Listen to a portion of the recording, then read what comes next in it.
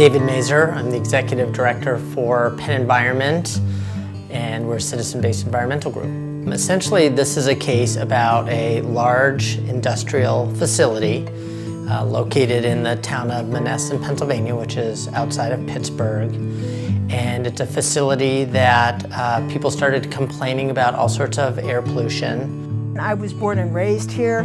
We've lived here for 50 years. I like the setting, except we have one really bad neighbor.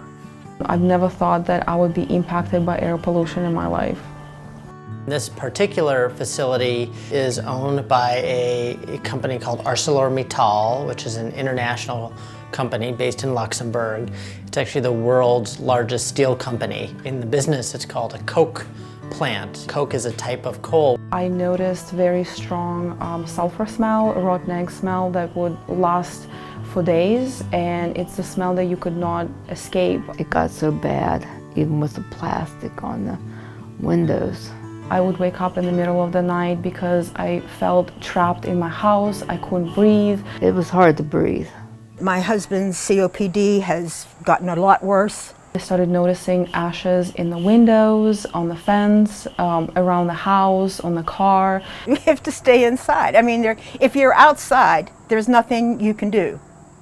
I felt that I was getting somewhere in this battle when Penn Environment and a National Environmental Law Center got involved. That was when I started feeling like, okay, someone cares.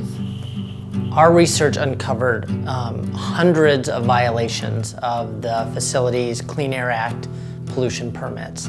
And not only did we find that there were hundreds of violations, but sometimes the pollution levels would be 8 times higher than the allowable limit. We needed legal expertise, so we brought in our in-house litigation team at the National Environmental Law Center to then litigate against the coke plant in Monessen. This is absolutely the biggest thing that's happened here with this plant. It made me feel like I was really part of it. This will be the single largest citizen suit penalty under the Federal Clean Air Act in Pennsylvania history against an illegal air polluter. At Penn Environment, we're always looking at what strategy will be the most successful to deliver concrete victories for our members and the public. We have a whole toolbox of strategies we use. And so in this case, it's litigating, but in many cases, it could be working to legislate. Our staff are meeting face-to-face with elected officials. We're doing organizing. We think people power is what moves elected officials and regulators. We use the media to put a bright spotlight and scrutiny on polluters and on solutions. So I think we're always trying to be nimble and figure out which will work the best, the fastest, and get the best result for the public.